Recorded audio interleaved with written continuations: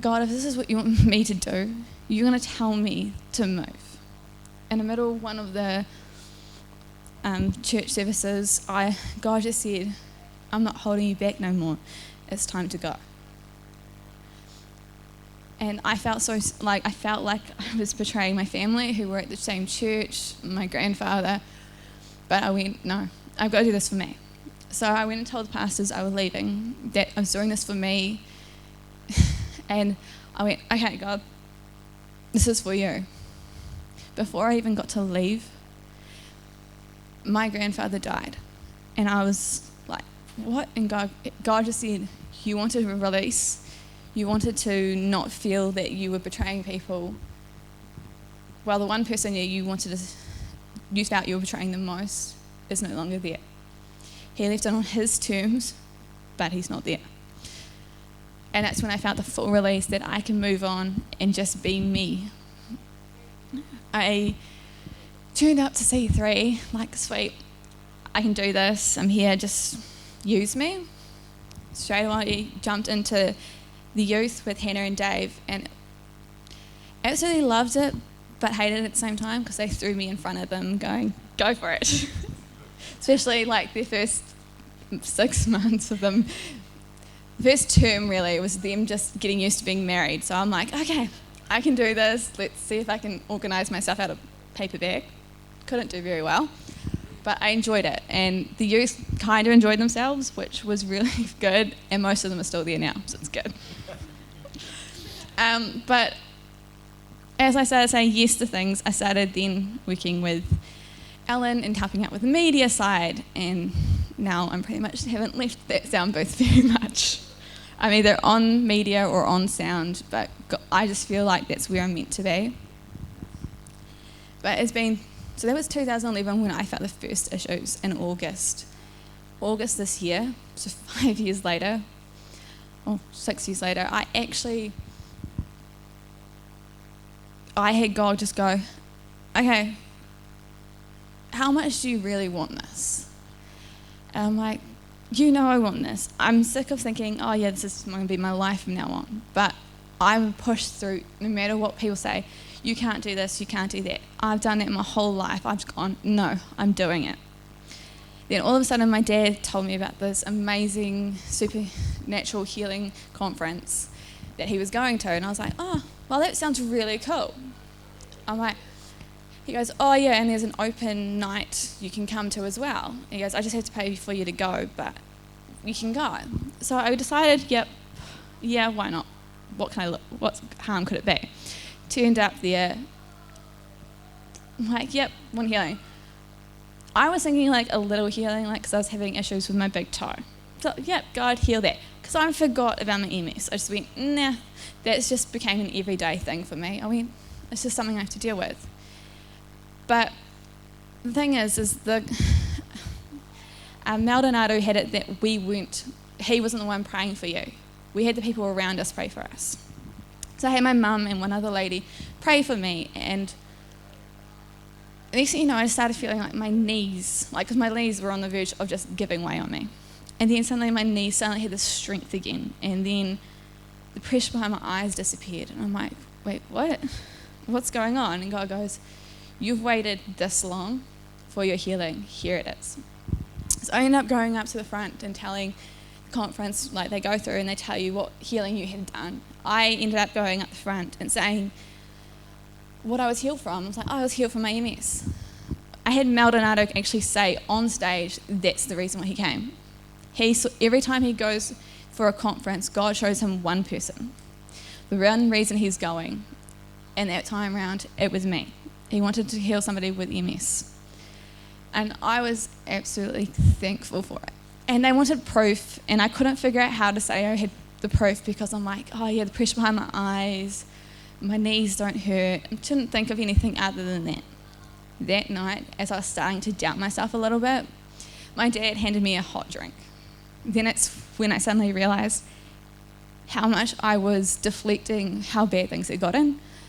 I was having issues with my right hand. I couldn't feel really well. I couldn't tell heat at all. As soon as my dad handed it to me, I had to quickly grab it by the other hand because it was that hot.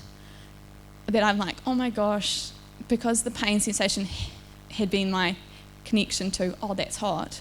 When the heat, I realised it was hot, it's like it emphasised it even more. And that's where God goes, don't doubt me again. I'm here for you. We're in this together. And I just couldn't believe it. But like, so many promises throughout the time where I'm sitting there begging God for things. I had asked God for literally just so I could take over my dad's job. I had begged my dad for it for a while, and he kept going, yeah, we'll get there. My dad ended up falling sick to a point where he can no longer do that job. But because I was like, oh, yep, I'll help you out while you're in hospital, while you're getting better. But instead of just saying, oh, I just put my job on hold, I said, God, I'm letting go of my job. Do you know how much I dislike my job? I'm dealing with people who just want to argue with me all the time, who are undoing the good work I was doing as a rehabilitation coach. So I said, God, I'm letting it go. I'm full on doing this job for my dad. And when I did that, it was like God goes, you're finally listening to me. You're finally understanding. I'm in this with you. There was always a plan. And then he keeps reverting back to me this one time where I had been in a car crash. This guy just turned in front of me. He pulled off the road to the grass curb and then turned. Didn't look before he turned. I ended up almost heading straight into his driver's side door. Without me even realising, I swerved to the opposite side of the road to miss his driver's side door. All of a sudden, God just goes, I made sure that road was clear.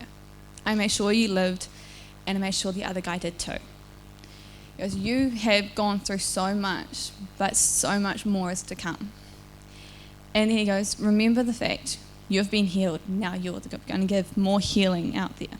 So God has just reminded me that life is short, but remember, he's always there. He's always going before me. And that no matter what, I'm in it with him. That's so awesome, isn't it?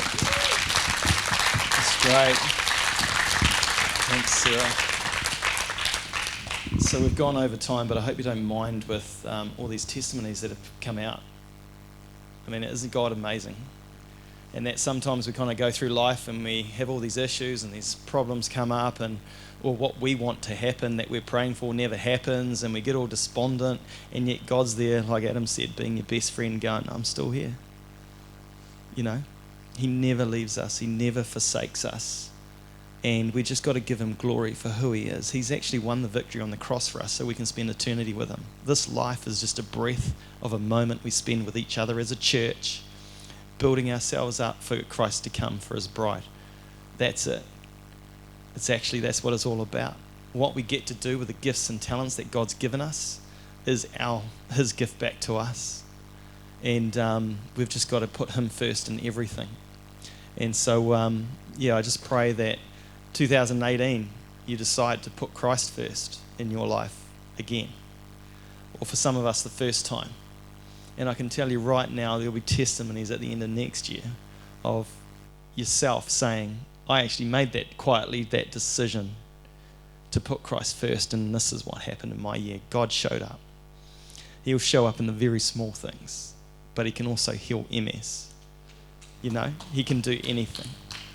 So we're just going to finish with one song. If you have to leave, I know kids are running right out there, you can leave. But I also want to offer it for those people who actually don't know Jesus, that want to come down the front and give their heart to the Lord. I'm going to be down here. We're going to get, Dave can come down, anyone, Josh, Mila can come down and pray for you. We want to offer that opportunity, because today is just not about just a quick service and get out of here. This is honouring and giving glory to the God who sits on the throne, who's in control and loves us so much that he's with us every single day. So I can't wait for 2018. I'm freaking out about it, to be honest, but I know it's all going to be good. So let's just crank into that song. If you have to leave, just feel free to leave. We've got coffee after the service, but let's just crack into that.